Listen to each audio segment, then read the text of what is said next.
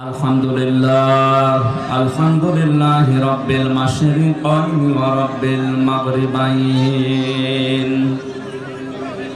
আল্লাযী খালাকা কুল্লা শাইইন যাওজাইন ওয়া আওজাবা আলাইনাল ইহসানা বিল ওয়ালিদাইন ওয়া নাশহাদু আন লা ইলাহা ইল্লাল্লাহু ওয়াহদাহু লা শারীকা লাহু وأشهد أن محمدا عبده ورسوله سيد الكونين صلى الله عليه وعلى آله وأصحابه وأتباعه أجمعين ليلا ونهارا في الطرفين فقد قال الله تعالى في كلامه المجيد وبرهانه التوحيد أعوذ بالله من الشيطان الرجيم بسم الله الرحمن الرحيم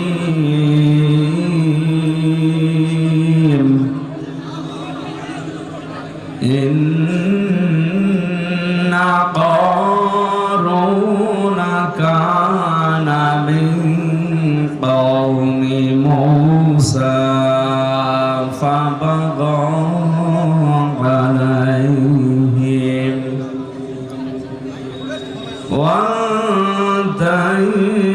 وآتيناه من الكنوز ما إن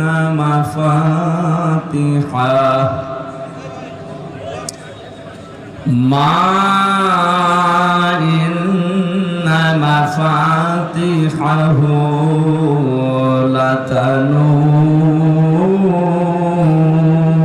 لتنوء بالعصبة أولي القوة إذ قال له قومه لا تفرح إن الله لا يحب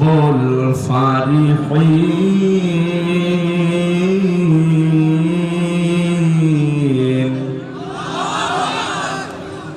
وابتغ فيما آتاك الله الدار الآخرة ولا تنس نصيبك من الدنيا وأحسن كما أحسن الله إليك كما أحسن الله إليك ولا تبغ الفساد في الأرض إن الله لا يحب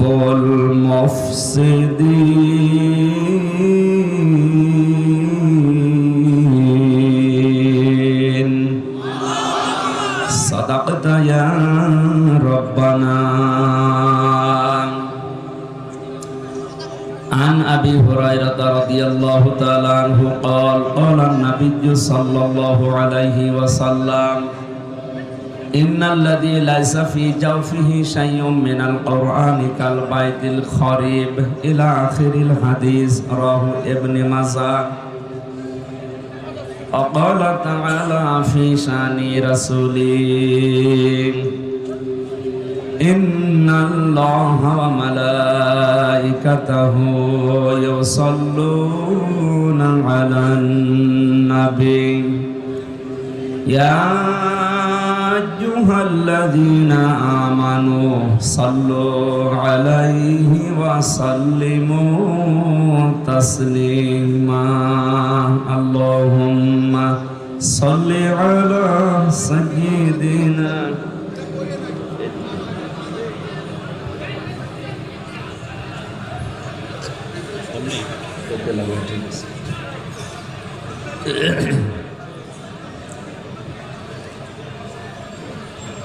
আলহামদুলিল্লাহ, কুড়িগ্রাম জেলার রাজারহাট থানার অন্তর্গত রতিগ্রাম হাই স্কুল ময়দানে আহ্বানের পঞ্চমতম ঐতিহাসিক তাফসিরুল কোরআন মাহফিলের স্বনামধন্য সভাপতি, অত্র এলাকার সর্বজন শ্রদ্ধাভাজন ব্যক্তিত্ব জনাব হাবিবুল্লাহ সিদ্দিকী পীরজাদা আতালাল্লাহু উমরাহু ওয়া বারাকাল্লাহু ফি হায়াতি, বলেন আমিন। মাহফিলের প্রধান অতিথি মাননীয় জাতীয় সংসদ সদস্য জনাব ডাক্তার মোহাম্মদ হামিদুল হক খন্দকার, সম্মানিত অতিথি জনাব মোহাম্মদ আনামা ওবায়দুর রহমান, চেয়ারম্যান জেলা পরিষদ কুড়িগ্রাম, অন্যান্য অতিথিবৃন্দ, এতক্ষণ যারা কোরআনে কারীম থেকে আলোচনা রাখলেন, কুড়িগ্রামের কৃতি সন্তান, ইসলামিক চিন্তাবিদ, শিক্ষাবিদ জনাব মাওলানা সিরাজুল ইসলাম ফারুকী, ডক্টর মোহাম্মদ শাহজালাল, আরফা'না লাকা যিকরাক, দুনিয়া আখিরাতে আল্লাহ তাদের মর্যাদার সম্মান যেন আরো বাড়িয়ে দেয়, তাদের কথাগুলো প্র্যাকটিক্যাল লাইফে আমল করার তৌফিক যেন দান করেন, বলেন আমিন।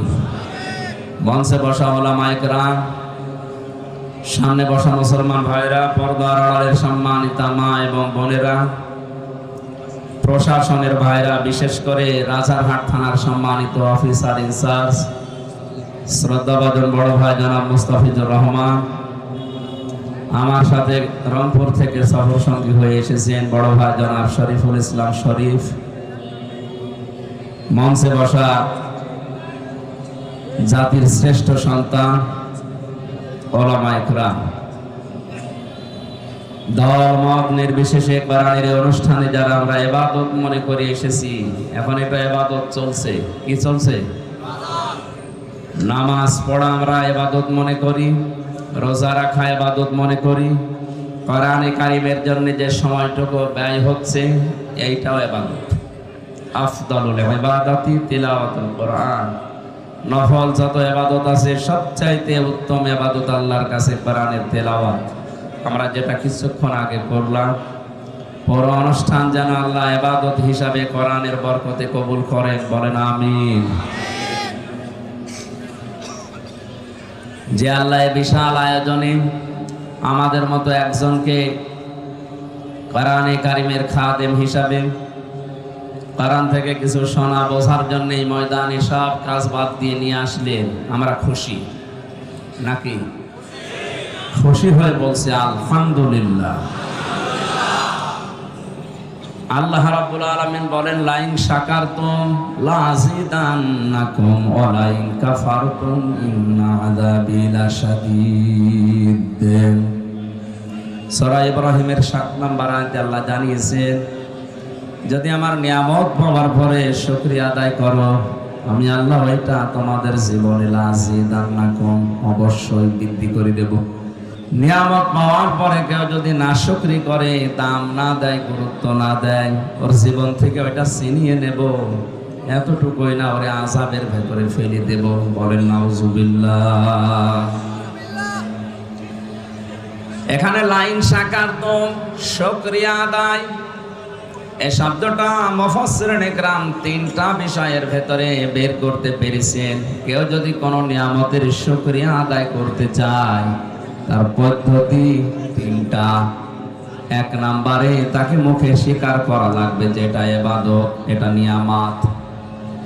আমরা স্বীকার করলাম যে আমাদের জীবনে আজকের এই অনুষ্ঠানটা কোরআনের জন্য, এটা নিয়ামত। এটা কি? কোরআনের এই সমস্ত অনুষ্ঠানগুলোকে আমি ক্লাস মনে করি, এটা একটা ক্লাস চলছে। তাই ক্লাসে এসে যদি আপনি কিছু নিয়ে যেতে না পারেন, 1-1.5 ঘন্টা ক্লাসে এসে আপনার তো পুরো সময়টা লস হয়ে যাবে। আর আমরা জানি এটা সাধারণ কোনো অনুষ্ঠান না, এটা পৃথিবীর শ্রেষ্ঠ অনুষ্ঠান কোরআনের কারণে। কিসের কারণে? কোরআন যদি এখানে না থাকতো, আসল আমির হামজা হোক আর নকল হোক, আসতে না। আমরা এসেছি কোরআনের জন্য। কিসের জন্য বলেন তো? শুকরিয়া আদায়ের প্রথম মাধ্যম হচ্ছে মুখ দিয়ে স্বীকার করা যে হ্যাঁ, এটা আমার জীবনে নিয়ামত। আমরা জানি বিশ্ব নবীকে আল্লাহ পাঠিয়েছিলেন মক্কাতে, কিন্তু কিয়ামত পর্যন্ত তাকে রেখে দিয়েছেন মদিনাতে। মক্কার লোকেরা এই নিয়ামতের শুকরিয়া আদায় করতে পারে নাই, কদর করে নাই। যারা কদর করেছিল, কিয়ামত পর্যন্ত আল্লাহ তাদের কাছে নবীজিকে রেখে দিয়েছেন মদিনায়। হজের যে সমস্ত কাজ আছে, আমি যে কয়েকদিন আগে আসলাম, আমরা হজ করি, হজের কাজগুলো সব মক্কায় শেষ হয়ে যায়, মদিনায় যাওয়া লাগে না। তাম দুনিয়ার মানুষেরা মক্কার কাজ শেষ করার পরে তাড়াতাড়ি করে মদিনাতে 2 দিন 3 দিন 5 দিন 10 দিন অন্তত থাকে, অন্তত 40 ওয়াক্ত নামাজ মসজিদে নববীতে জামাতে পড়ার জন্য ছুটে যায়। ওখানে না গেলে হজ হবে না, বিষয়টা এমন না। তারপরও আমরা যাই কেন? কারণ পৃথিবীর শ্রেষ্ঠ মানুষ ওখানে ঘুমিয়ে আছে। মানে মদিনার মানুষেরা যে নিয়ামতের শুকরিয়া আদায় করে, তারা কি লস করেছে? বলেন, কিয়ামত পর্যন্ত নবীজি ওখানে থাকবে, আর কিয়ামত পর্যন্ত তার উম্মতেরা মক্কার কাজ শেষ হলে দৌড়িয়ে যাবে রাসূলের রওজায় সালাম দেওয়ার জন্য। মানে আমরা মুখ দিয়ে যখন বললাম যে কোরআন আজকের এই অনুষ্ঠানের জন্য, এই এলাকার মানুষের জন্য অনুষ্ঠান কোরআনের জন্য এটা নিয়ামত, আমরা স্বীকার করলাম। 2 নম্বরে, আপনার মনের ভেতরে একটা অজানা শান্তি আল্লাহ দান করবেন। এটা পাচ্ছেন তো? না, ওরা গন্ডগোল করছে, একটু করুক, পরে যখন গন্ডগোল শেষ হবে আপনাদের 10 মিনিট সময় দেব, দেখে বাড়ি যাবে। একটা চিল্লানি দিলে আর আপনি এইদিকে না ঘুরে ওই দিকে তাকাচ্ছেন, ওই জন্য বলছে 10 মিনিট সময় দেব, ওই চিল্লানি দেখে বাড়ি যাবে। ও বলছে ইনশাআল্লাহ। কুড়িগ্রাম অঞ্চলের এই মানুষগুলো এত সহজ সরল, এ বিড়ি খাওয়া ছাড়া এ কিছু জানে না। বলছে ঠিক, হ্যাঁ, সহজ সরল এটা ভালো, কারণ সহজ সরল মানুষকে আল্লাহ জান্নাতে দেবে। 2 নম্বরে, আমরা জানি নবীজি জানিয়েছেন ধনীদের চাইতে গরিব মানুষকে আল্লাহ 500 বছর আগে জান্নাতে পাঠাবে।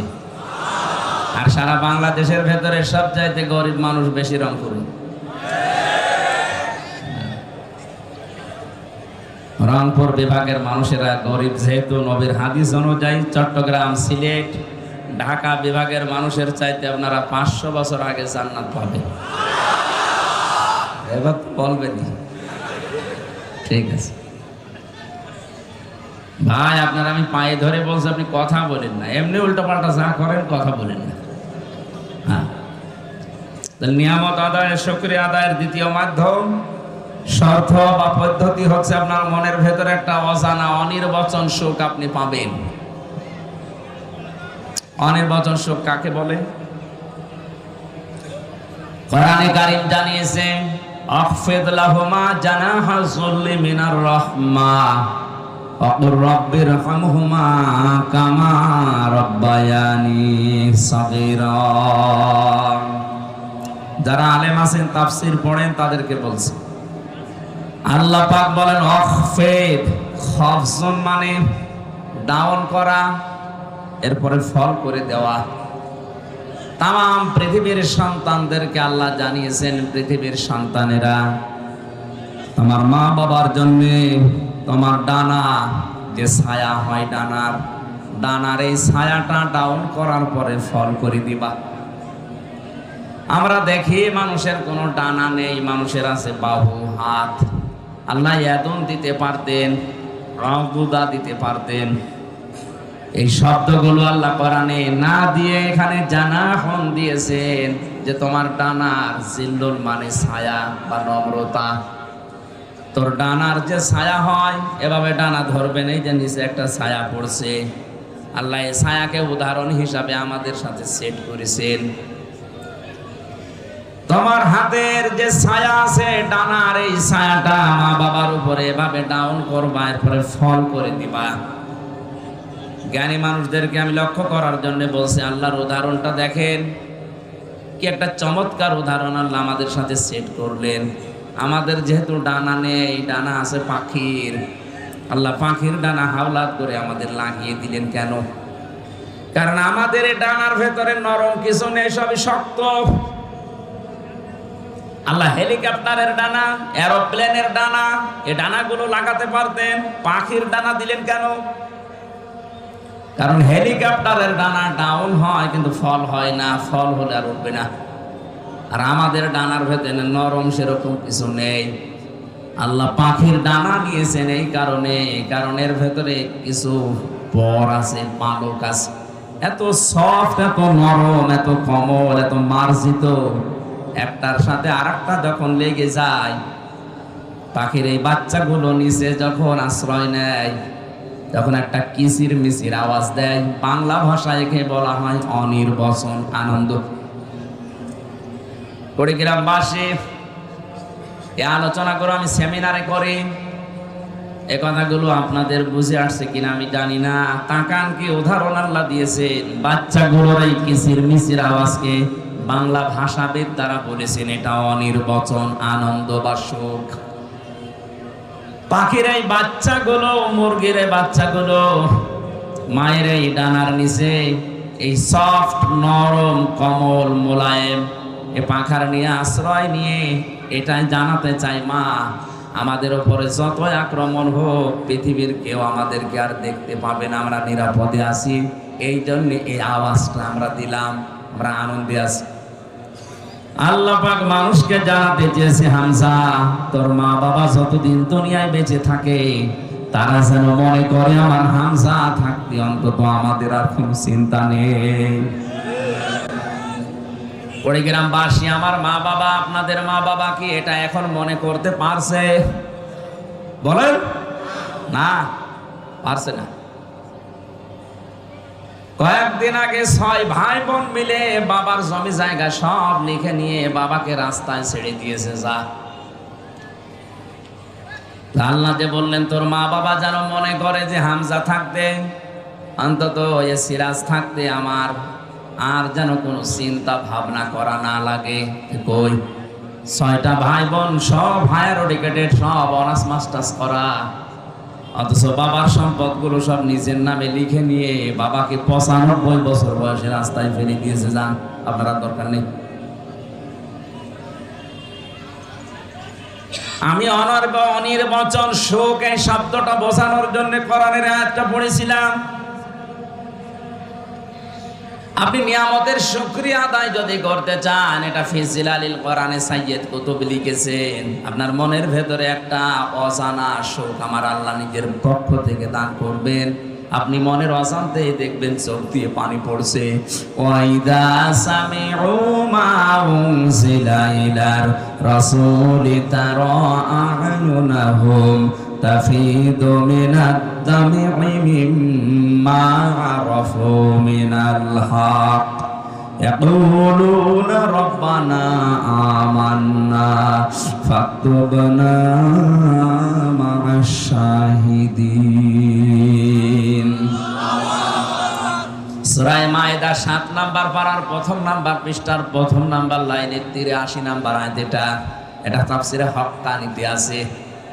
আল্লাহ পাক বলেন, নবী আপনি যখন আমার উম্মত, আমার জনগণের সামনে, আমার বান্দাদের সামনে কোরআন তেলাওয়াত করবেন, এই কোরআন বোঝার মতো যাদের অনুধাবন করার মতো শক্তি আছে, যোগ্যতা আছে, এর মর্মবাণীগুলো যারা বুঝবে, আপনি দেখবেন তাদের চোখ দিয়ে মনের অশান্তি পানি পড়ছে। কোরআনের আলোচনা শুনে সবার চোখে পানি আসবে না এমনটা না। আপনি যদি এর মর্মবাণীগুলো বুঝতে পারেন যে আমার মালিক বলতে চায় কি আর আমি করি কি, আপনার বিবেকে যখন নাড়া দেবে, কখন যে আপনি কাঁদতেছেন আপনি নিজেও জানবেন না। তাহলে নিয়ামতের শুকরিয়া আদায়ের দ্বিতীয় পদ্ধতি বুঝলাম, মনের ভেতরে একটা আনন্দ লাগা লাগবে। হ্যাঁ, এটা আমি সহ যারা আছি আমার মনে হয় আমাদের আনন্দ আজকে লাগছে। তিন নম্বরে শুকরিয়া আদায়ের শর্ত, এখান থেকে যেটা শুনবেন এটা আপনার প্র্যাকটিক্যাল লাইফে সেট করবেন। এই তিনটা শর্ত যারা মেনে নেয় তারা যেন আল্লাহর নিয়ামতের শুকরিয়া আদায় করে, তাহলে আল্লাহ তার জীবনে এইরকম নিয়ামত আরো বৃদ্ধি করে দিবে। বলেন আলহামদুলিল্লাহ।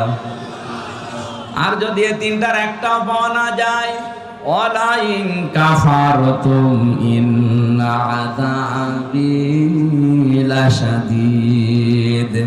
আল্লাহ লাম না দিলেও পারতেন, ইন্না না দিলেও পারতেন, দুইটা গ্যারান্টি দিয়েছেন, তাকিদ দিয়েছেন। সত্যি যদি এই তিনটা পদ্ধতিতে কেউ নিয়ামতের শুকরিয়া আদায় না করে, ওর জীবন থেকে জীবনের মতো ওটা আল্লাহ কেড়ে নেবে, আর আযাবের ভেতরে আল্লাহ ফেলে দেবে। তাম বাংলাদেশ এখন গরম না ঠান্ডা, রহমত না গজব? আযাবের ভেতরে এমনি আল্লাহ ফেলে নাই। আমাদের যে আচরণ ছিল আল্লাহর নিয়ামতের সাথে, এই আচরণ আমরা করতে পারি নাই। ইন্নাল্লাযী লাইসা ফী জাওফিহি শাইউম মিনাল কুরআনি কাল বাইতিল খারিব। নবীজি বলেন যে অন্তরে কোরআন নেই, কোরআনের জ্ঞান নেই, আলো নেই, ওটা মানুষের অন্তর না, ওটা উজাড় গৃহ, শয়তানের ঘর। বলেন নাউজুবিল্লাহ। গ্রামবাসী, আমাদের অন্তর যেন শয়তানের ঘর হয়ে না যায়, উজাড় গৃহ হয়ে না যায়, মানব শূন্যহীন হয়ে না যায়, মনুষ্যত্ব যেন আমরা হারিয়ে না ফেলি। এই জন্য আহ্বান, এই সংগঠন 1 বছর পরে আমাদেরকে কোরআন ভেতরে দেওয়ার জন্য ব্যবস্থা করেছে। নাকি ওনাদের অন্য উদ্দেশ্য আছে? না, নেই। কোরআনে কারিম অন্তত কিছু না কিছু হলেও আমার অন্তরে যেন থাকে।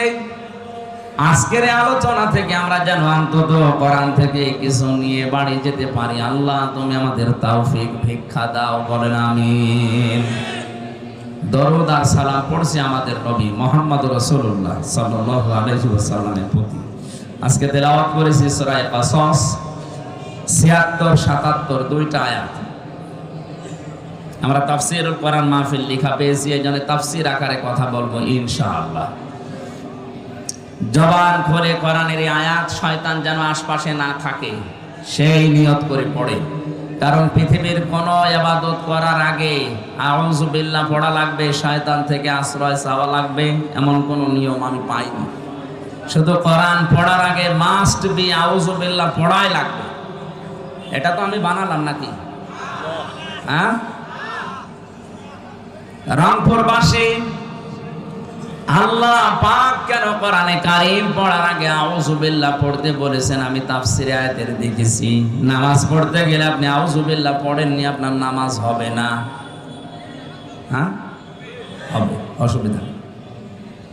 রোজা রাখার আগে আউযু বিল্লাহ পড়েননি, আপনার রোজা হবে না। হজ করতে যাবেন, আউযু বিল্লাহ পড়েননি, আপনার হজ হবে না। পৃথিবীর কোন ইবাদতের আগে আউযু বিল্লাহ পড়া লাগবে, এটা মাস্ট বি। নেই। কোরআন পড়ার আগে আউযু বিল্লাহ পড়াই লাগবে, না পড়লে আপনার গুনাহ হবে ওয়াজিব তরক করার। আল্লাহ এই জন্য পড়তে জানিয়েছেন। আল্লাহ ভালোভাবে জানেন পৃথিবীর কোন ইবাদতে শয়তান আমার বান্দাদের এত ধোঁকা দেবে না, কোরআনের কাছে আসতে গেলে যত ধোঁকা খাবে। কোরআন পড়ার আগে যেন শয়তান আপনাকে ধোঁকা দিয়ে বোকা বানাতে না পারে। জবান খুলে পড়েন আউযু বিল্লাহি মিনাশ শাইতানির বিসমিল্লাহির রহমানির রহিম।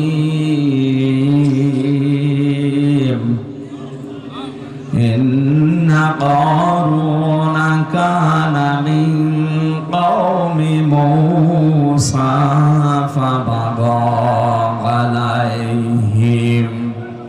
সাদাকাল্লাহুল আযীম। এ পর্যন্ত থাক। সূরা কাসাস কোন সূরা? কাসাস মানে ঘটনা সমূহ। 88টা আয়াত আছে, 9টা রুকু আছে। হিজরতের আগে নাযিল হয়েছে, এজন্য এটা মাক্কি সূরা। বিশ্বনবী মুহাম্মদ রাসূলুল্লাহ যেদিন মক্কা থেকে মদিনায় হিজরত করবেন, ওই দিন জোহফা নামক স্থানে বারবার কাবার দিকে তাকাচ্ছিলেন। ডাক দিয়ে বলছিলেন, কাবার মালিক, বড় আশা ছিল কাবার পাশে থেকে এই ঘরের খেদমত করব, কিন্তু এর নিষ্ঠুর সন্তানেরা আমারে থাকতে দিল না, আমি চলে যাচ্ছি।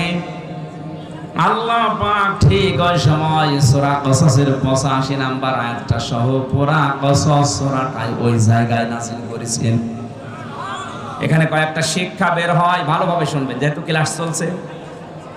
কোরআনে কারীম জানাচ্ছে, ইন্নাল্লাযী ফারাদা আলাইকাল কুরআনা লারাদ্দুকা ইলা মারাদ। আল্লাহ পাক বলেন, হে নবী, কাবার দিকে আপনার চাহনি, আপনার আকাঙ্ক্ষা, আপনার তাকানো দেখে আমি বুঝতে পেরেছি কাবার প্রতি আপনার ভালোবাসা। যান, আপনি মদিনায় চলে যান, আপনাকে আমি গ্যারান্টি দিলাম যেখান থেকে পাঠাচ্ছি আবার এই মক্কাতে আপনাকে আমি ফেরত নিয়ে আসবো। জোরে বলেন সুবহানাল্লাহ।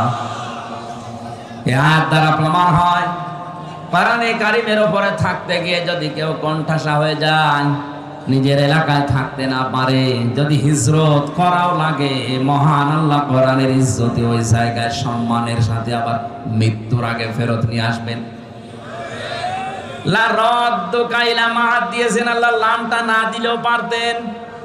এটা দিয়ে গ্যারান্টি দিয়েছেন কিয়ামত পর্যন্ত এটা শুধু রাসূলের জন্য না, যারাই কোরআনের জন্য কষ্ট স্বীকার করবে, জুলুম, নির্যাতন, অত্যাচার, ষড়যন্ত্রের শিকার হবে, বাড়িতে থাকতে পারে না, এলাকায় থাকতে পারে না, দেশেও থাকতে পারে না, এই মানুষগুলোর জন্য সুসংবাদ, আপনাকে আমার আল্লাহ এলাকাতে মরণের আগে নিয়ে যাবেন বাদশাহীর সম্মান দিয়ে।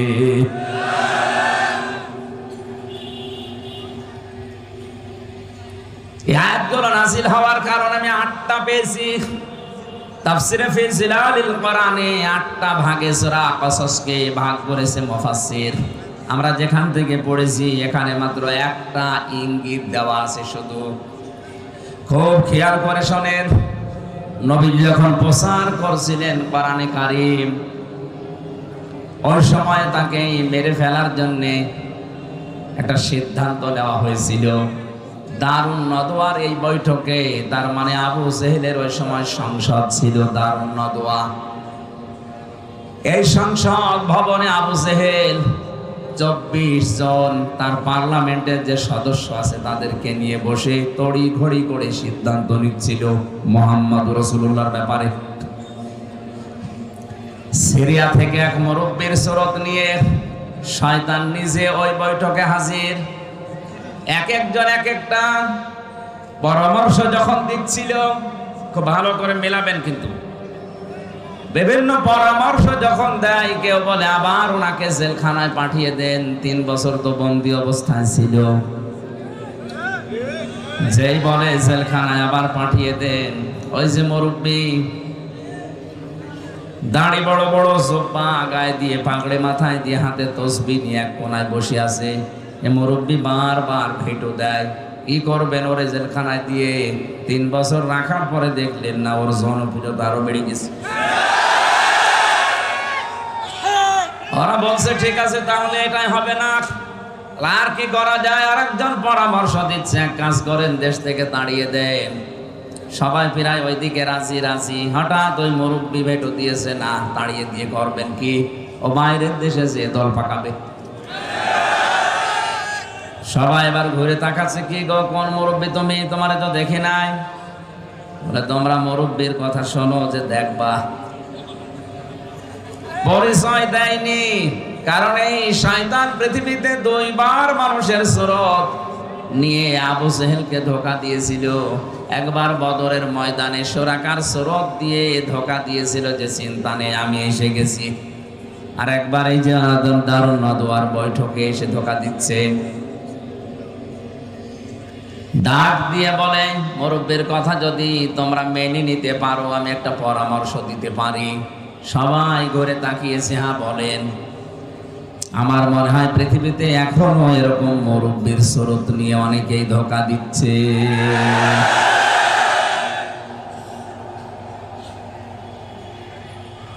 পৃথিবীর কোন জালেমরা এত বড় বড় সিদ্ধান্ত নেয় না। কিন্তু আলেম নামে কিছু জালেম বড় বড় পাগড়ে নিয়ে জব্বা নিয়ে সিরিয়ারে এই শয়তানের সুরত নিয়ে এসে এমন এমন তাক লাগায়, ঢাক দেয়, শেষে জালেমরা পর্যন্ত দিক দাঁড়া হারিয়ে ফেলে। ডাক দিয়ে বলছে, তোমরা এক কাজ করো, লোকটারে ছেড়ে দিলেও হবে না, দেশ থেকে তাড়িয়ে দিলেও হবে না, ওর চ্যাপ্টার ক্লোজ করে দাও, মেরে ফেলো। এখানে আমার ইবনে হিশাম বর্ণনা করছে, সিরাত ইবনে হিশাম যিনি লিখেছেন তিনি বলেন এই যে 24 জন যারা বড় বড় নেতা, পার্লামেন্ট সদস্য, এই মুরব্বীর কথা শোনার পরে কেউ প্রতিবাদ করে নাই, সবাই নিশ্চুপ। কি বুঝলেন এখান থেকে আপনি বলেন?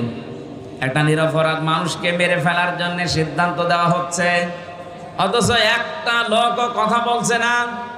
1500 বছর আগে শুধু এরকম হয়েছিল, 1500 বছর পরে এখন পৃথিবীতে এরকম হয় না। এটা আমি এ দেশের কথা না, পৃথিবীর 228টা রাষ্ট্র আছে, যে কোনো এক দেশের কথা বলছি। এমনও দেশ আছে বিনা কারণে একজন মানুষকে মেরে ফেলার সিদ্ধান্ত নেওয়া হচ্ছে, অথচ তামাম দেশের মানুষ সব নিশ্চুপ, কিছুই বলে না। আপনি আবার ঠিক বলে এই দেশের নাম মনে করি, আমি বলছি কোন দেশের নাম আমি নিজেও জানি না। বলেন তাদের 24 জন মানুষ নিরপরাধ মানুষকে মেরে ফেলার জন্য একজন সিদ্ধান্ত দিল, আর সব নিশ্চুপ। এরা কি মানুষ না জানোয়ার? সবই তো মানুষের সুরত নিয়ে আছে, একটাও কথা বলে না।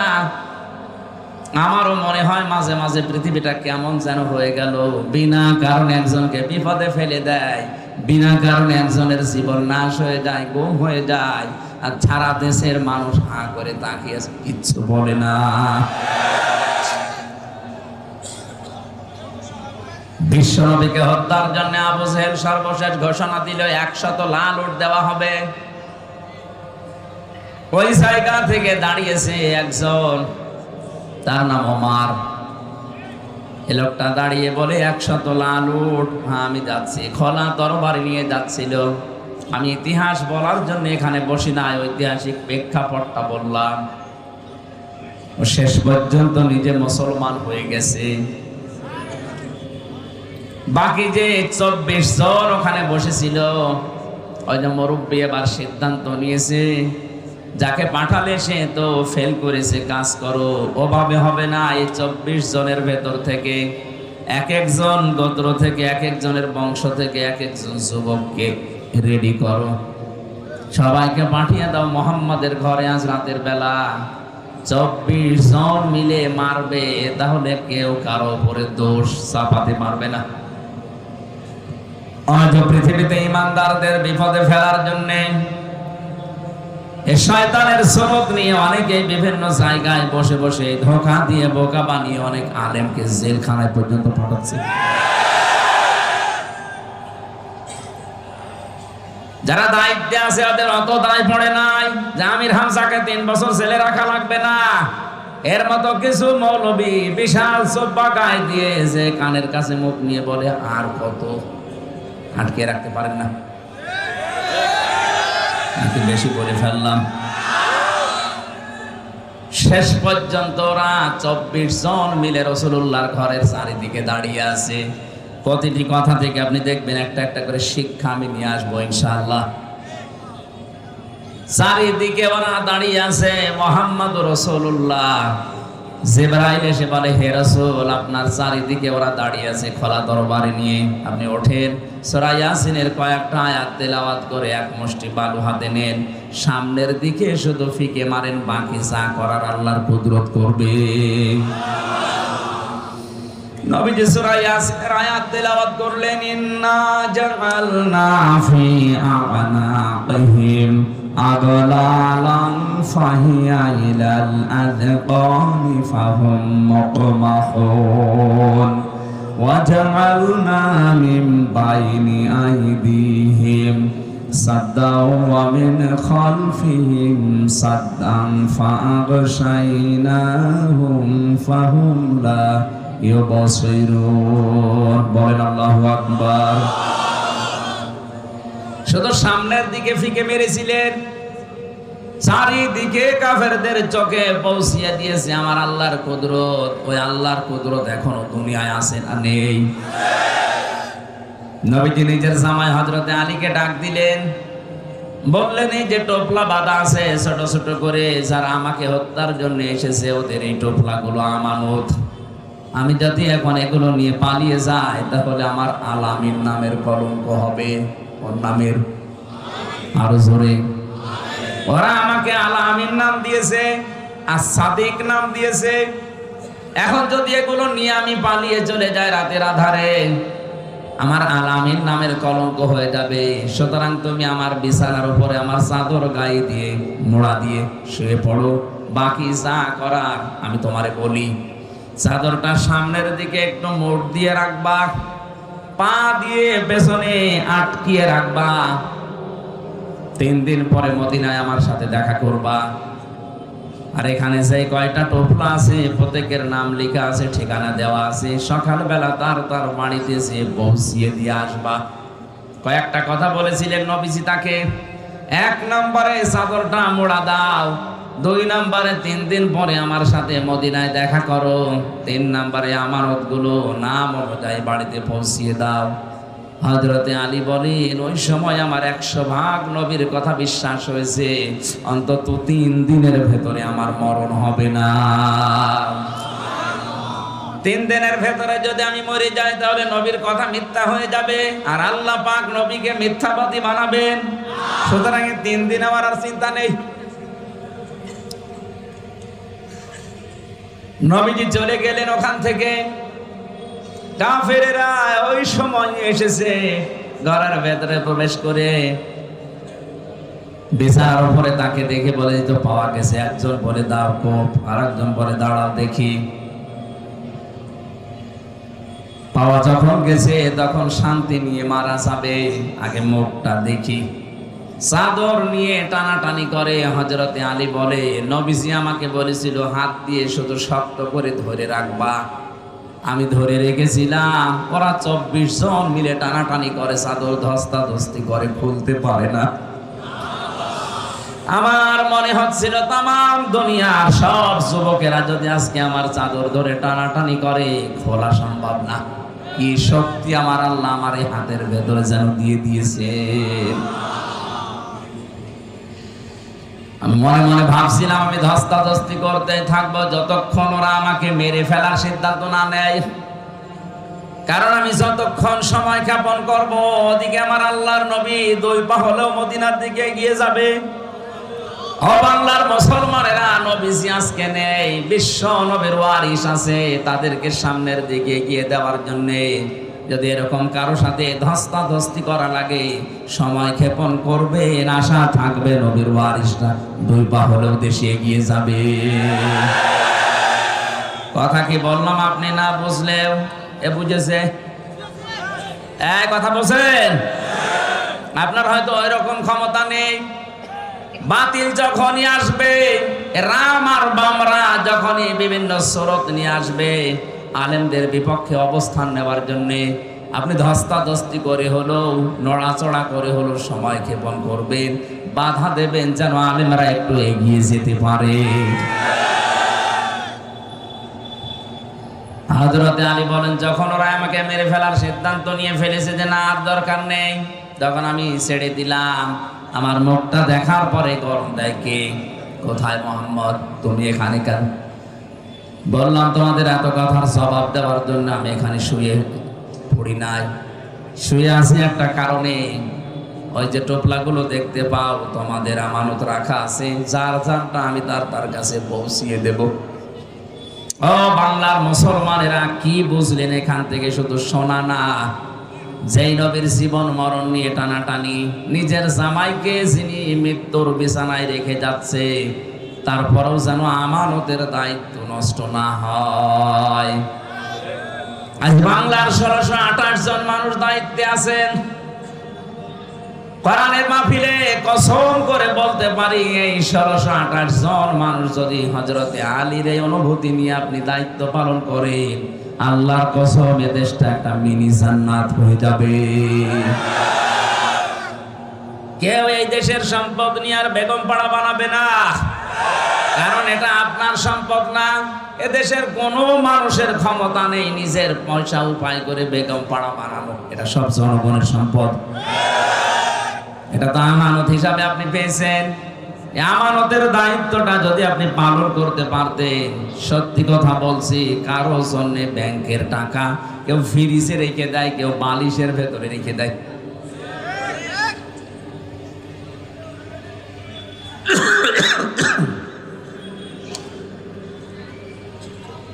হযরতে আলী বলেন, প্রত্যেকের কাছে আমি এভাবে পৌঁছিয়ে দিচ্ছিলাম।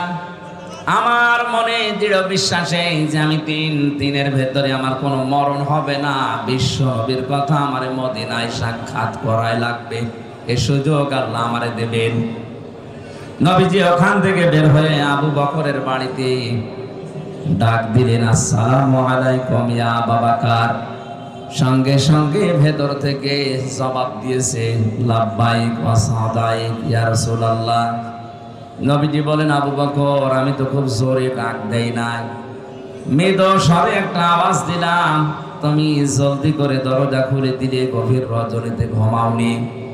সিদ্দিক আকবর বলে, হে রাসূল, শুধু আজকের রাতটা না, 6 মাস আগে আপনি আমাকে একটা ইঙ্গিত দিয়েছিলেন। দেখতে দেখতে সবাই তো চলে গেল আবু বকর, কোন দিন জানি আমারও হিজরত করা লাগে। যদি আমি হিজরত করি তোমার সাথে নিতে পারি। আপনি বলেন না যে নেব, শুধু পারি বলেছিলেন।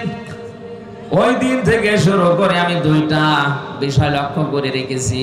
2টা উট আমি কিনে এক ইহুদির কাছে লালন পালন করতে দিয়েছি। 2 নাম্বার, ওই দিন আমি নিজে আমার টোপলা বেঁধে দরজার সাথে পেট লাগিয়ে আছি, কখন আল্লাহর নবী আমার একটা ডাক দেয়। 6টা মাস আমি ঘুমিয়েছি শুধু হেলান দিয়ে দরজার সাথে। বাংলার মুসলমানেরা, আমাদেরও তো নবীর আদর্শ মানতে গিয়ে এরকমই কষ্ট স্বীকার করা লাগছে।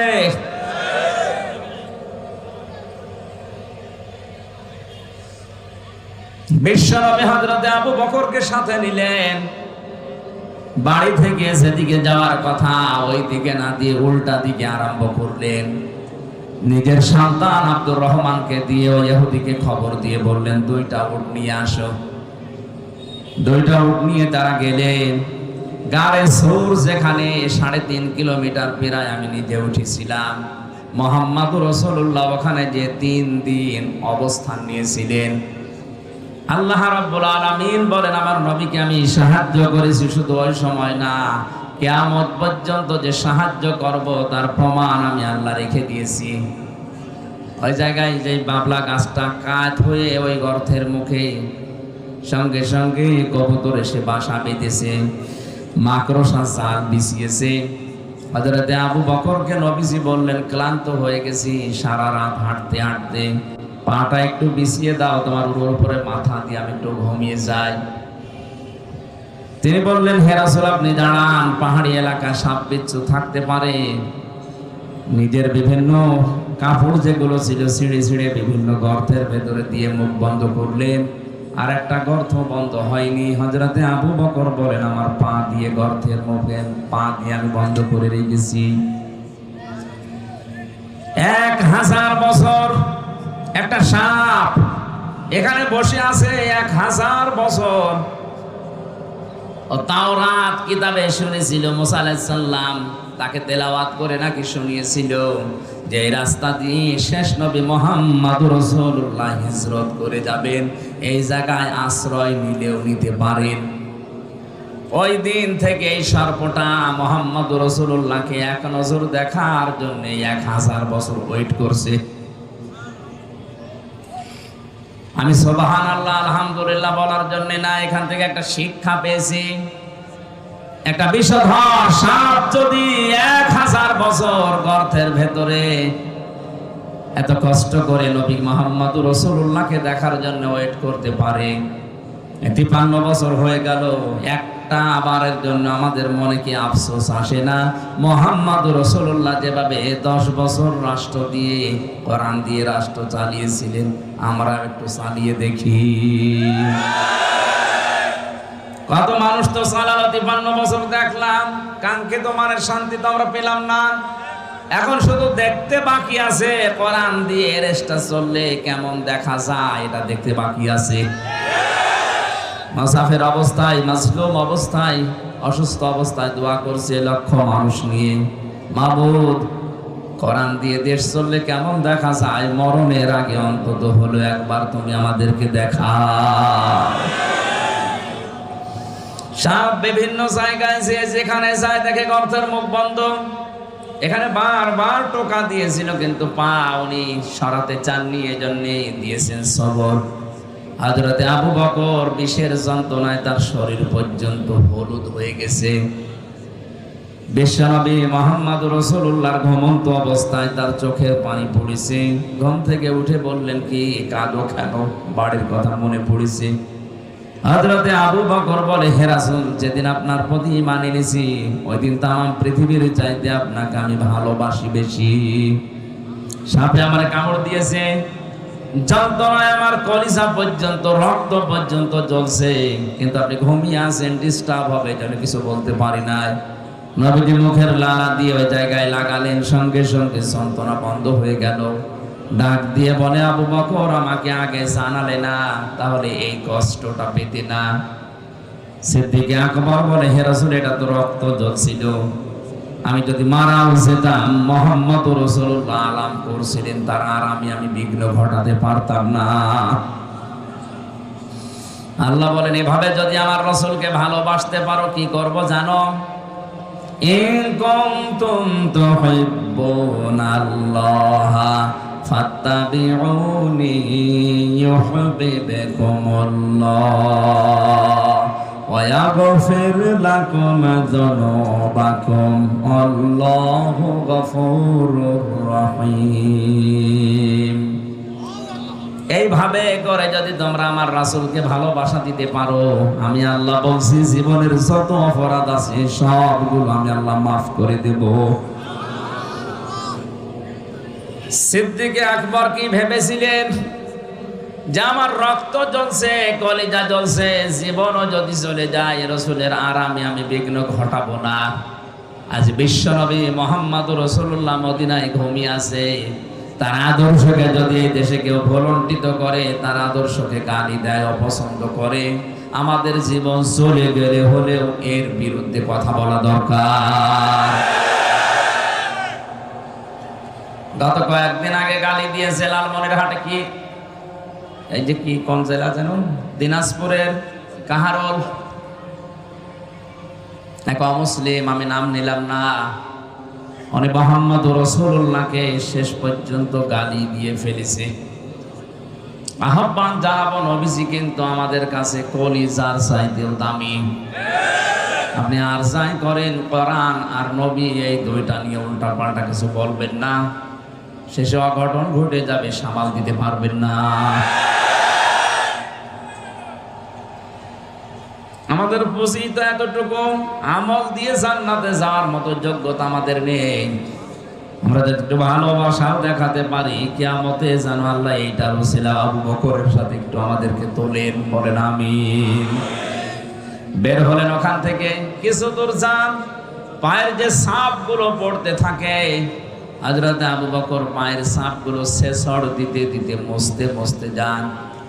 নবীজি বলেন, তুমি পা ছেঁচড় দাও কেন? সিদ্দিক আকবর বলে, হে রাসূল, আবু জেহেল যদিও আপনি নাম দিয়েছেন, ও লোকটা কিন্তু আবুল হাকাম, বুদ্ধির পিতা। ওর এত বুদ্ধি, এত জ্ঞান, মানুষের পায়ের ছাপ দিকে বলে দিতে পারে যে কার ছেলে, কোন বংশের ছেলে, কখন হেঁটে গেছে। আমরা যেভাবে যাচ্ছি সকালবেলায় তো আমাদেরকে খুঁজতে বের হবে, পায়ের ছাপ দেখে দেখে আমাদেরকে ধরে ফেলতে পারে। এই জন্য আমি পা ছেঁচড় দিয়ে ওই জায়গা, ওই দাগগুলো আমি মুছতে মুছতে যাচ্ছি। বিশ্বনবী মুহাম্মদ রাসূলুল্লাহ ওখান থেকে জোহফা নামক জায়গা পর্যন্ত যে আর কাবা শরীফ দেখতে পাচ্ছিলেন না। তখন মনের দুঃখ নিয়ে এই কথাগুলো বলেছিলেন, মাবুদ, কাবা তো আর দেখা যায় না, আমি তো যেতে মনে চাই না, শুধু তোমার আদেশ পালন করার জন্য আমি হিজরত করছি। আল্লাহ সূরা কাসাসের 88টা আয়াত এক জায়গায় নাযিল করেছিলেন। আমার ঐতিহাসিক প্রেক্ষাপট বলার কারণ হচ্ছে হযরত মুসা আলাইহিস সালামের জীবনী দিয়ে আল্লাহ আয়াত শুরু করেছিলেন সূরা কসস, আর শেষ করলেন কারুনের জীবনী দিয়ে। আমার প্রশ্ন হচ্ছে, মুহাম্মদুর রাসূলুল্লাহর হিজরতের ঘটনাকে আমার আল্লাহ না উল্লেখ করে মুসা নবী, ফেরাউন, কারুন এদের কথা পুরা কসস সূরার ভেতরে দিলেন কেন? আর আমি যেখান থেকে পড়েছি এখানে কারুনের জীবনী থেকে শুরু। আয়াতের প্রেক্ষাপটের সাথে বাস্তবতায় আয়াত নাযিল করা মিলছে না। যতগুলো তাফসীর আমি দেখেছি সব মুফাসসিরিন ইকরাম আয়াতের ব্যাপারে এইটা সিদ্ধান্ত দিয়েছে না, এদিকে তাকান, সবাই সিদ্ধান্ত দিয়েছে মুহাম্মদুর রাসূলুল্লাহকে হিজরত করার ব্যাপারে সবচাইতে বেশি ভূমিকা পালন করেছিল টাকাওয়ালারা। কারা? 2 নম্বরে বেশি ভূমিকা পালন করেছে ক্ষমতাওয়ালারা। আজ নবীর ওয়ারিস যারা, নবীর খাঁটি উম্মত যারা, এদেরকে বিপদে ফেলার জন্য আপনি তাকান, তামাম পৃথিবীতে টাকাওয়ালারা আর ক্ষমতাওয়ালারা চেষ্টা চালাচ্ছে। ক্ষমতার মালিক যারা, টাকাওয়ালা যারা, তাদেরকে ওই জামানার সম্মানিত সৎ আলেম ওলামা যারা ছিল, এমনকি মুসা আলাইহিস সালাম সহ 5টা উপদেশ দিয়েছিল কারুনকে। কয়টা? আজকে যেহেতু মুসা নবী এখানে নেই, মুহাম্মদুর রাসূলুল্লাহ নেই, কিন্তু নবীদের ওয়ারিস হিসাবে দাবি করে আমরা এসেছি। আমারও দায়িত্ব আজকে যে টাকাওয়ালাদের কারণে, যে ক্ষমতার কারণে নবীর উম্মতেরা, উত্তরাধিকারী আলেমেরা বিপদে আছে, মুসিবতে আছে, জুলুমের শিকার, তাদেরকে আমার মনে হয় আজকের এই আয়াত দিয়ে 5টা উপদেশ দেওয়া বাধ্যতামূলক হয়ে গেছে।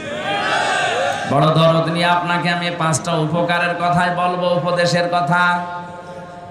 ওই জামানায় নবীকে বিপদে ফেলার জন্য, এমনকি দেশ ত্যাগ করার বাধ্য করার জন্য টাকাওয়ালারা কাজ করেছিল বেশি।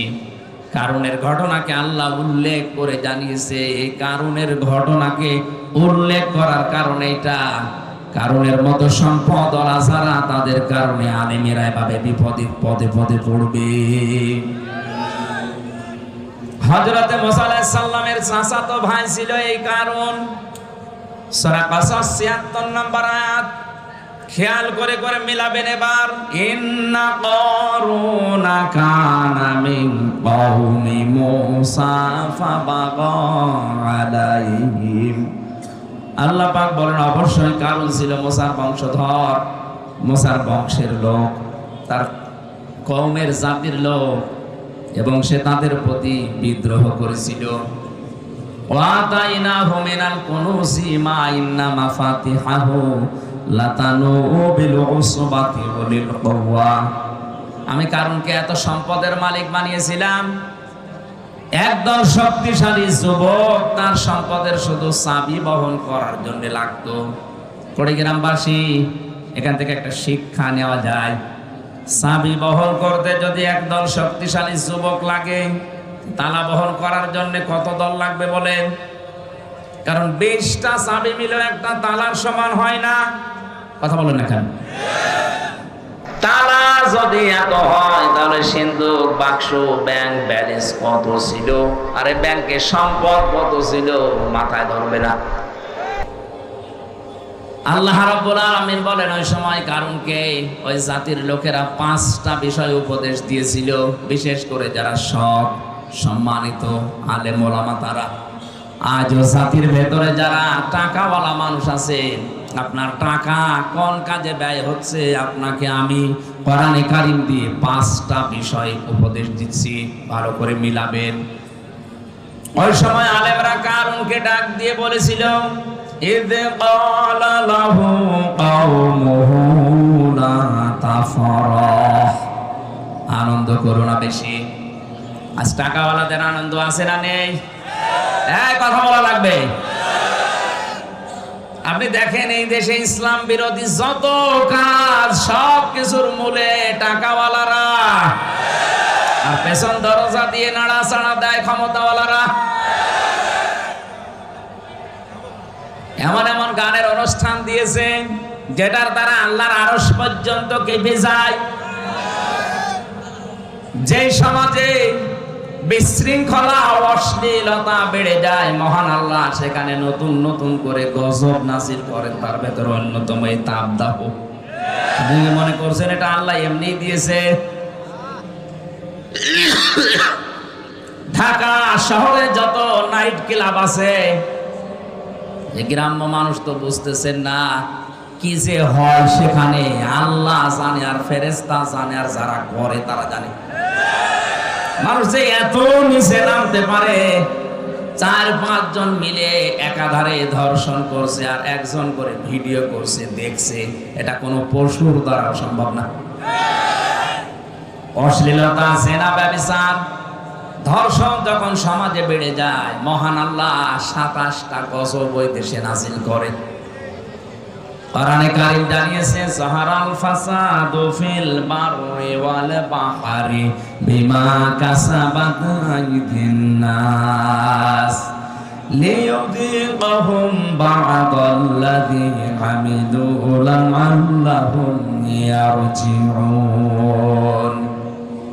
যারা স্থলে যে বিপদ আপদগুলো, যে তাপদাহ চলছে, হঠাৎ বৃষ্টি বন্ধ হয়ে গেছে, দুনিয়া গরম করে ফেলেছি, আমি আল্লাহ এটা এমনি এমনি করি না, তোদের হাতের কামাইয়ের ফসল এটা। আমি আল্লাহ চাই এই তীব্র আযাব দিয়ে তোরা যেন আমি আল্লাহর দিকে তওবা করে ফিরে আসিস।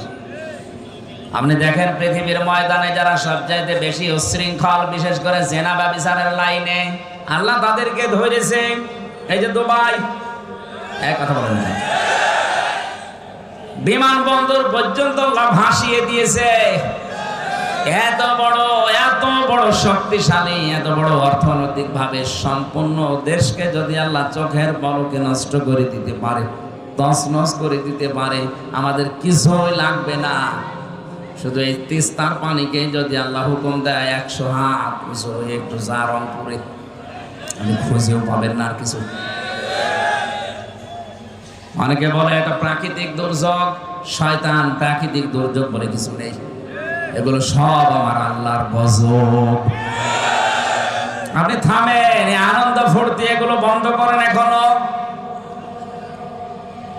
আজ বিভিন্ন নাম দিয়ে দিবস বানিয়ে বানিয়ে যেটা আনন্দ করছেন, একটা কোরআনের সাথে হাদিসের সাথে মিলছে না।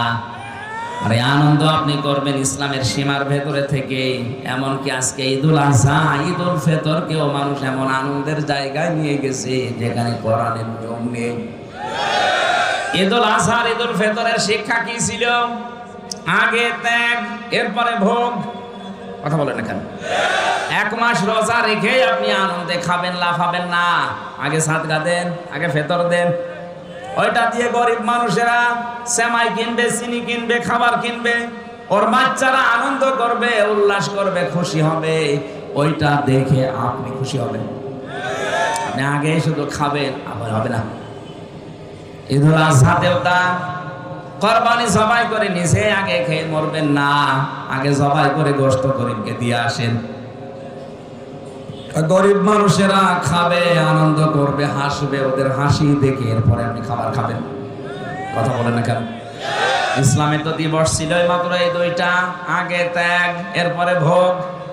আপনি বলেন তো এই 2টা দিবস বাদ দিয়ে যত দিবস এই বাংলাদেশে এখন চলছে, সে যে নামেই হোক, আমি নাম নিলাম না, আন্তর্জাতিক সাম্রাজ্যবাদী যারা আমাদের পকেটের টাকাগুলো একদিকে ছিনিয়ে নেওয়ার জন্য নতুন নতুন দিবস বানিয়েছে, আর একদিকে আমাদেরকে বিশৃঙ্খলা ও শৃঙ্খলা যৌনতায় ভাসিয়ে দেওয়ার জন্য ব্যবস্থা করে দিয়েছে। আমি আবার বলছি, ঈদুল আজহা, ঈদুল ফিতর বাদ দিয়ে দুনিয়ায় এমন কোন দিবস আপনি পাবেন না যেখানে আগে ত্যাগ, এরপরে ভোগ, আগে ভোগ, এরপরে ত্যাগ। কথা বলেন না? 14ই ফেব্রুয়ারি পালন করে মানুষ, বলেন না কেন? এর ভেতরে কি আগে ত্যাগ, এরপরে ভোগ? না, আগে ভোগ করবেন, তারপরে ত্যাগ করবেন। এটা আমাদের উচিত হচ্ছে যে দিবসের সাথে কোরআনের, হাদিসের এবং বাস্তবতার মিল নেই, ওইটা পালন করে আমরা নিজেদের সম্পদগুলো আনন্দ করতে যে নষ্ট করব না। এটা যেহেতু রেকর্ড হচ্ছে সারা বাংলাদেশে, কালকে ছড়িয়ে যাবে। বড় বড় ধনী যারা আছেন, টাকার মালিক, কোরআনে হাদিসে আমি পেয়েছি তিনটা জিনিস মানুষকে সবচাইতে বেশি ধ্বংস করেছে দুনিয়ায়। 1 নম্বরে টাকা, 2 নম্বরে ক্ষমতা, 3 নম্বরে নারী। আমি সহ যারাই শুনলাম প্রত্যেকে যেন এই তিনটা বিষয়ের ব্যাপারে সেন্সিটিভ থাকি, সিনসিয়ার থাকি, সতর্ক থাকি। আমাদেরকে যেন আমাদের সম্পদ, আমাদের ক্ষমতা, আমাদেরকে যেন নারীতে জাহান্নামে নিয়ে যেতে না পারে। বলেন আমিন। দুনিয়াতে যত মানুষ ধ্বংস হওয়ার পেছনে টাকা আর ক্ষমতা যত মানুষকে নষ্ট করেছে, পৃথিবীর কোনো জিনিস এত বেশি মানুষকে নষ্ট করতে পারে না। যেন এই দুইটার মালিক যারা, তারা কিন্তু আরো বেশি সতর্ক থাকবেন। টাকা পেলে আপনি আনন্দ করবেন না। নবীজি জানিয়েছেন কিয়ামতে আল্লাহ প্রতিটি মানুষকে নিজের সামনে দাঁড় করাবেন। মা তাসালু কাদামা বানি আদম আদি ইয়াউমাল কিয়ামাতি হাত্তা ইসালান 50 আন উমরিহি ফিমা আফনা ওয়া আন শাবাবিহি ফিমা আবলা ওয়া আমালিহি মিন আইনা ইকতাসাবাহু ওয়া ফিমা আনফাকাহু ওয়া আন ইলমিহি মাযা আমিলা ফিহি মুত্তাফাকুন আলাইহি।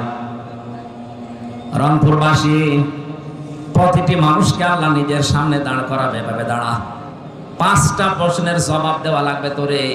নবীজি বলেন জবাব যদি সঠিকভাবে দিতে না পারে, ও সামনেও যাবে না, পেছনেও যাবে না, জায়গায় দাঁড়িয়ে থাকবে। আমি সহ যারা এখানে আছি মনে করেন এখন আমাদের চলছে ওইটা। ময়দানে মাহশার কায়েম হয়ে গেছে, মহান আল্লাহ তার সামনে হামজাকে দাঁড় করিয়েছে। আমার এই 33 বছর জীবনটা নিয়ে আমি দাঁড়িয়েছি। কয় বছর বলেন বলেন?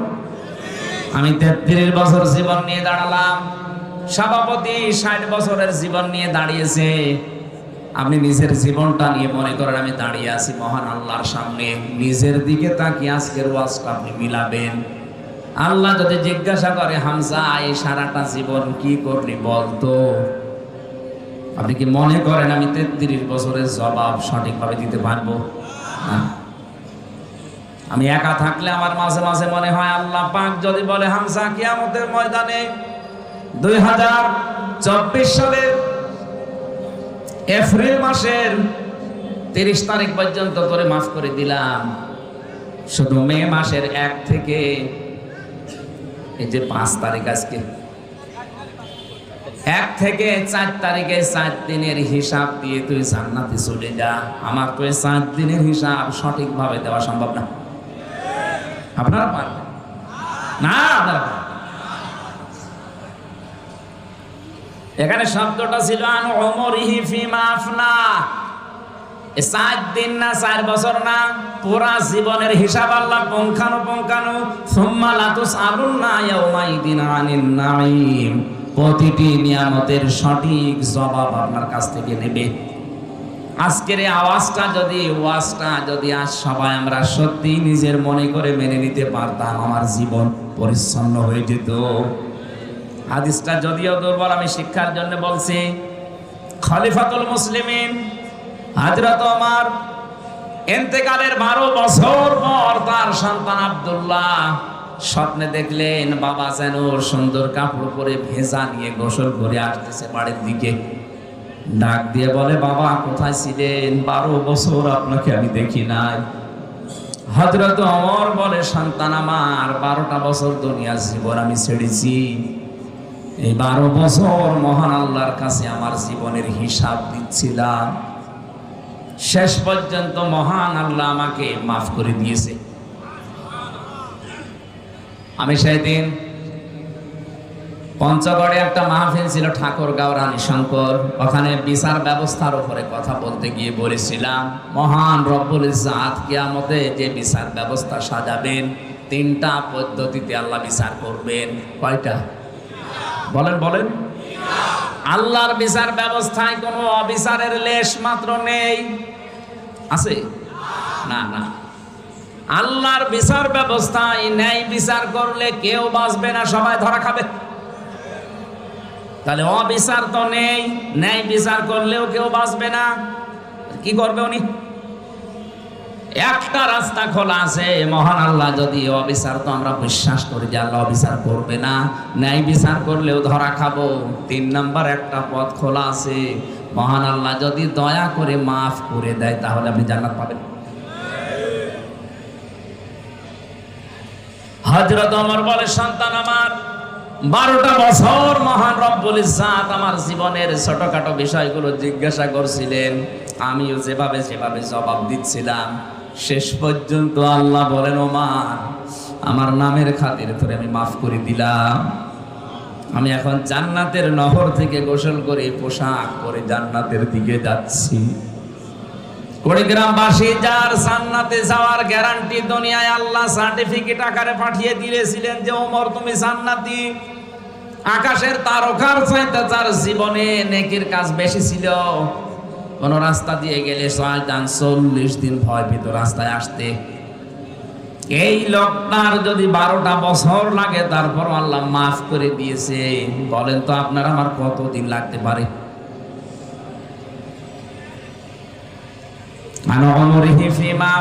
কি করে কাটালি সারাটা জীবন বল আমার সামনে দাঁড়িয়ে। 2 নম্বরে তোকে একটা যৌবন কাল দিয়েছিলাম 15 থেকে 45, এই যৌবন কালটা কি করে কাটিয়েছিস বল। আমার মনে হয় এই প্রশ্নের জবাবে 100 জনের 98 জন ধরা খাবে। কথা বলেন না কেন? আরো যেন ধরা খায় সেই ব্যবস্থা অনেকে ষড়যন্ত্র করে দিচ্ছে। নয়তো শিক্ষা ব্যবস্থায় কোরআনে কারিম বাদ দিয়ে কেন আজে বাজে জিনিস ঢোকানো হবে? শরীফ থেকে শরীফা হওয়ার গল্প দিয়েছেন আপনি, আপনাকে বাস্তবতা বোঝেন ওটা কি হচ্ছে। ওটা যদি শুধুমাত্র সিলেবাস পর্যন্ত থাকতো, কসম আল্লাহ আর আপনাকে আমি সতর্ক করার জন্য কিচ্ছু বলতাম না। তো বিষয়টা এমন জায়গায় 10 বছর পরে গড়াবে। সকালবেলা আপনি বলেন যে আমি শরীফ, বিকালে বলছেন না আমার কেমন যেন শরীফা লাগছে। আরে ভাই, আল্লাহ যাকে যে জাতি বানিয়েছে কিয়ামত পর্যন্ত চেষ্টা করেও তাকে নারীকে আপনি পুরুষ বানাতে পারবেন না, কারণ সে মেশিন পত্রই তো নেই। কথা বলছেন না? আপনি নিজেই বলছেন না আমার কেমন যেন লাগছে, আমি এখন আর শরীফ নেই, আমি শরীফা হয়ে গেছি। আপনি শরীফা হয়ে গেছেন আমি মানলাম, তো শরীফা হয়ে গেছি এ কথা বলে আপনি স্থির থাকবেন? বিকালেই তো বলবেন আমি যেহেতু শরীফা আমারে তাহলে মহিলা হোস্টেলে সিট দেন। কি সিট নিয়ে কি করবেন? ওখানে আমার মেয়ে আছে, আমার বোন আছে, আমার ফুফু আছে। এক কথা বলছেন না? আপনি মাল যতই বলেন আমি শরীফা, আপনি আসলে কি এক কথা বলেন না কেন? ওখানে যে আমার মেয়ে, আমার ফুফু, আমার বোন আছে, আপনি ঠিক থাকবেন? একজন বলছে হুজুর যুবক যুবতী এক জায়গায় ঘুমানো জায়েজ আছে কিন্তু তো ঘুমাবে না। ঘুমাবে? আপনি শরীফ থেকে শরীফা হয়ে ঘুমাবেন? সেটা আমার সামনে আমার মেয়ে যারও সন্তান পেটে নিয়ে ঘুরবে, আমি কিছু বলতে পারবো না। আমাদের যৌবন বয়সের হিসাব যেন দিতে না পারি। অনেকে শিক্ষা ব্যবস্থায় উল্টা পাল্টা জিনিস ঢুকিয়ে আমাদের নষ্ট করার পায়তারা করছে। নিচে নামলাম না, এরপরেও যদি বলেন হুজুর আমি কিছুই বুঝি না, এদিকে আসেন, ঝড়ে কোদাল দিয়ে বোঝাচ্ছে আপনারে।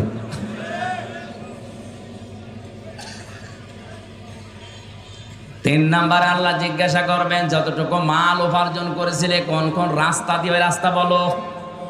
আজ বাংলার দায়িত্বশীলদেরকে বলছি, সম্পদ যারা উপার্জন করছেন রাস্তাটা ঠিক করেন।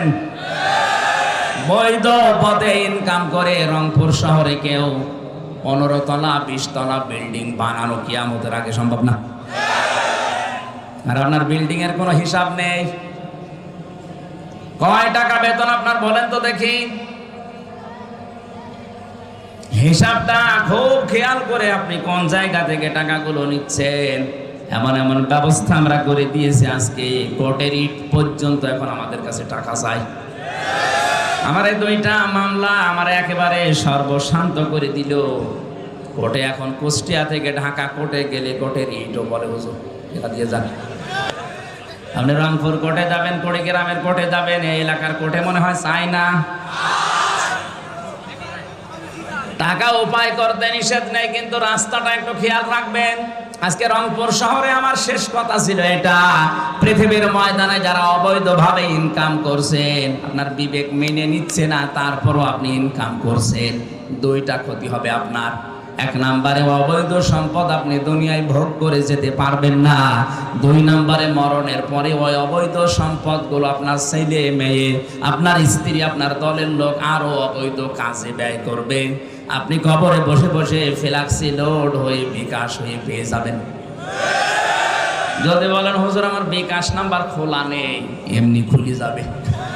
বিকাশ খোলা লাগবে? যে সম্পদ উপার্জনের ব্যাপারে খুব সেনসিটিভ থাকা লাগবে। কি দরকার আপনার, কত টাকা লাগে একটা মানুষের জীবন চলতে?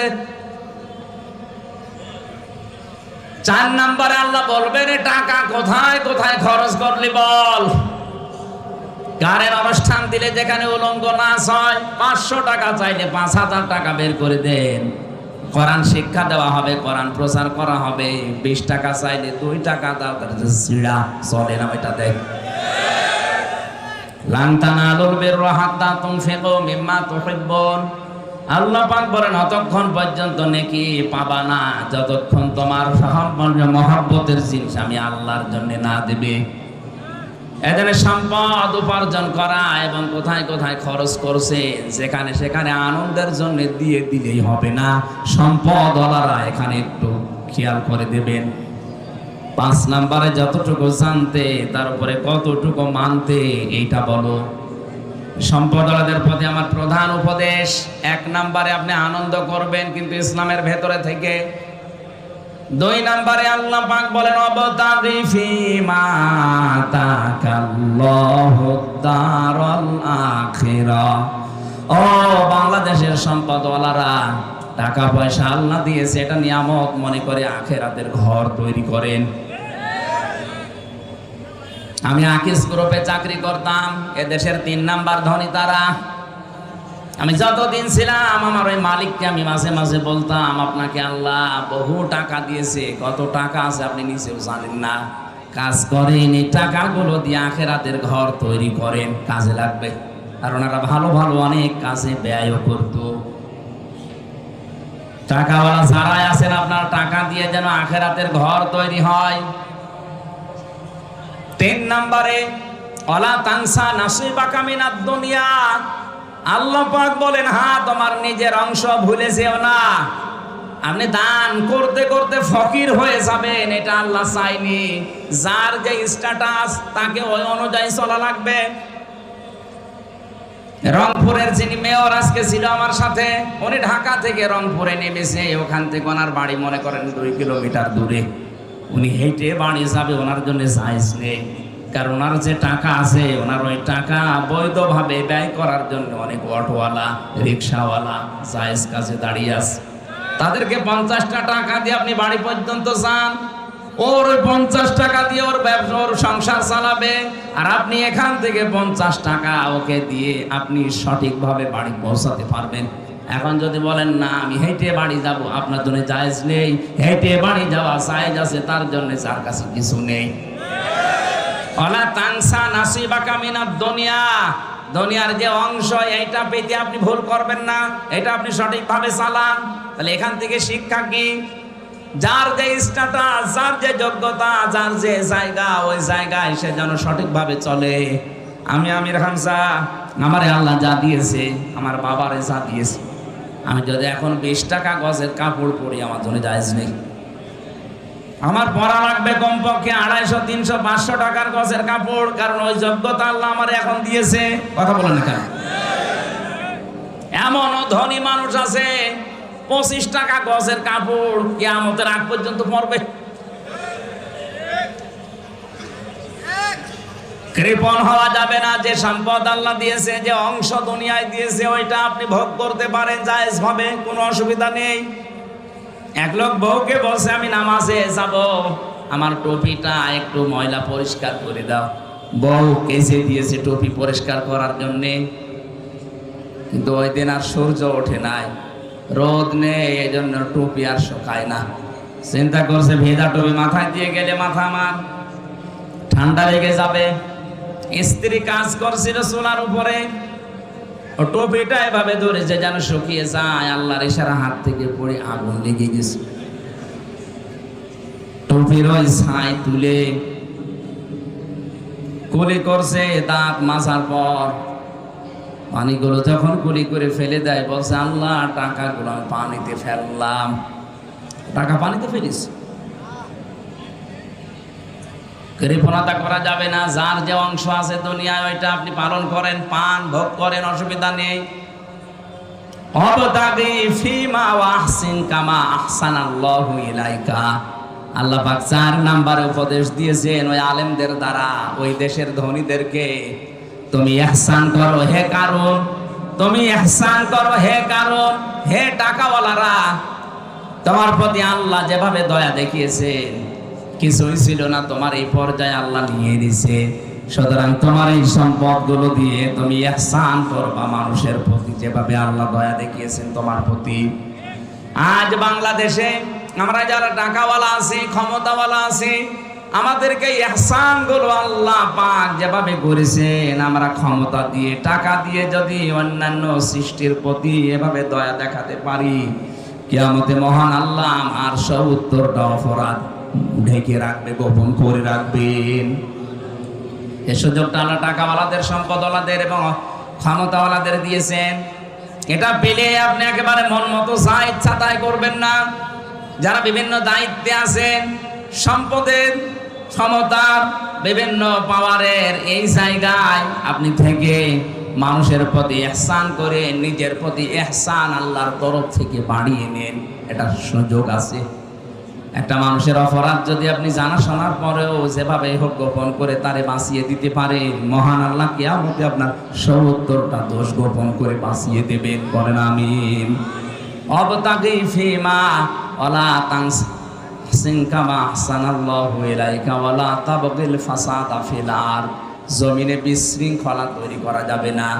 আমরা দেখছি এই দেশে যত বিশৃঙ্খলা করার জন্য চেষ্টা চালাচ্ছে, পেছনে সব টাকাওয়ালাদের অবদান।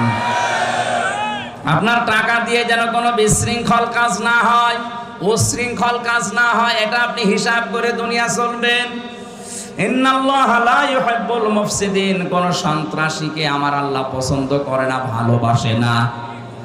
এই জন্য সন্ত্রাস যারা সৃষ্টি করছেন, বাংলাদেশ তো ভালোই ঠান্ডা হয়ে গেছে, ভালোই চলছে, হঠাৎ এই দেশটাকে গরম করার জন্য যারা উঠে পড়ে লেগেছেন তারা থামেন। কারণ যারা বিশৃঙ্খলা করে, সন্ত্রাস তৈরি করে, মানুষের ভেতরে ত্রাস সৃষ্টি করতে চায়, তাদেরকে আল্লাহ পছন্দ করে না। আল্লাহ যদি কাউকে পছন্দ না করে জান্নাত দেবেন? বলেন বলেন। আল্লাহ আমাকে সহ যারা এসেছি এই 5টা উপদেশ, বিশেষ করে ক্ষমতাওয়ালা টাকাওয়ালাদেরকে মেনে নেওয়ার তৌফিক দেন। বলেন আমিন। প্রচন্ড গরমে এই আয়াত শেষ পর্যন্ত আমি আর যাচ্ছি না, এখনো প্রায় 8টা না 9টা কারণের পরবর্তী আয়াতে আছে। আমি জেলখানায় থাকতে যে 2টা বই লিখেছিলাম নারী এবং পুরুষের উপরে দাম্পত্য জীবন নিয়ে, এখানে আছে কিনা জানি না, ওই যে গেটে সাদা গাড়িতে পাওয়া যাবে, নিয়ে আপনার স্ত্রীকে, আপনার মেয়েকে, মাকে, বোনকে, ফুফুকে উপহার দেবেন। পারিবারিক জীবনের দাম্পত্য কলহ দূর হবে আমি আশা করছি। সম্মানিত মা বোনেরা, পরকীয়া প্রেমী যারা আছেন, বইটা কিনে আপনার স্বামীকে, আপনার ভাইকে, আপনার বন্ধুকে উপহার দেন, কাজে লাগবে।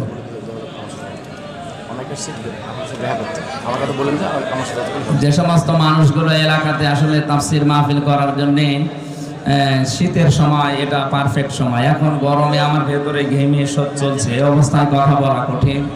আগামীতে এলাকায় আসলে ফারুক ভাইয়ের সাথে যোগাযোগ করবেন। আমি আসলে ওনার মাধ্যমে বিভিন্ন থানায়, একটা থানায় একটা নেবেন, আর শীতের সময় আসবেন ইনশাআল্লাহ। আল্লাহুম্মা আমিন। মোনাজাতটা করে বাড়ি যান ভাই, মোনাজাতটা করে যান। রব্বানা যালামনা আনফুসানা ওয়া ইন লাম তাগফির লানা ওয়া তারহামনা লানাকুনান্না মিনাল খাসিরিন। রব্বুল আলামিন, কুড়িগ্রাম জেলার রাজারহাট থানার রতিগ্রাম হাই স্কুল ময়দানের দিকে তোমার কুদরতের নজর দিয়ে তাকাও। হাজার হাজার বান্দা বান্দিরা এই প্রচন্ড গরমে বহু কষ্ট করে তারা রাত 12টা পর্যন্ত বসে আছে কোরআন শোনার জন্য। যারা এত পাগল, এদেরকে তুমি ওমরের মতো বানিয়ে দাও। সওয়াব যদি দয়া করে আজকের এই কষ্টের বিনিময়ে আমাদেরকে দান করে থাকো, কোটি কোটি করে বাড়িয়ে দাও। কিয়ামতে যিনি আমাদের জন্য সুপারিশ করবে, ওই নবীর রওজায় আল্লাহ তুমি পৌঁছাও। দুনিয়ার মাটির নিচে যারাই ঘুমিয়ে আছে আল্লাহ, এই মানুষগুলোর জন্য অনেকে আজ দোয়া করে না। তাফসীর মাহফিলে সবার জন্য দোয়া করছি, আল্লাহ তাদের কবরগুলো জান্নাত বানিয়ে দাও।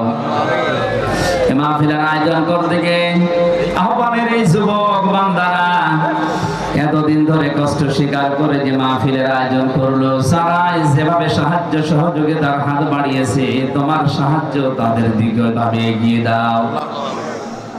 এ জেলার ডিসি, এসপি, টিওনো, বিশেষ করে থানার সম্মানিত ওসি, আমার মোস্তাফিজ ভাই সহ পুলিশ সদস্য ভাইরা যারা বিশাল আয়োজনে শ্রম দিয়েছে, আল্লাহ তুমি তাদের শ্রমকে আজকে ইবাদত হিসাবে কবুল করে নাও। বাংলার প্রশাসনের উপরে তোমার রহমত নাজিল করো। 24 ঘন্টা যারা ডিউটি পালন করে, জানমাল ইজ্জত আবরু হেফাজতের জন্য এত কষ্ট যারা স্বীকার করে, তাদেরকে তুমি সুস্থ রাখো। নিজেদের মা বাবা, স্ত্রী, সন্তান বিভিন্ন জায়গায় রেখে যারা বাংলার বিভিন্ন প্রান্তে কঠিন দায়িত্বটা পালন করে যাচ্ছে, প্রশাসনের উপরে মেহেরবানি করে তোমার খাস রহমত ঢেলে দাও। তাদের পরিবারস্থ লোকদেরকে আল্লাহ তুমি দেখে রাখো। তাদের সন্তানাদি, স্ত্রী পুত্র যেগুলো দিয়েছো সহি সালামতে রাখো। রোগ শোক থেকে তাদেরকে বাঁচাও। বিশেষ করে আজকের এই ময়দানে যারা দায়িত্ব পালন করলো, আল্লাহ এই মানুষগুলোকে তুমি ইবাদত হিসাবে মেনে নাও। আহ্বানের যে যুবক বান্দারা এতদিন পর্যন্ত কষ্ট স্বীকার করেছে, আল্লাহ যুবকদেরকে যে মা পেটে নিল, ওই মায়ের পেট তুমি খাদিজার মতো বানিয়ে দাও। শাওন ভাই, রেজওয়ান ভাই সহ নাম না জানা শত যুবক চেষ্টা চালিয়েছে।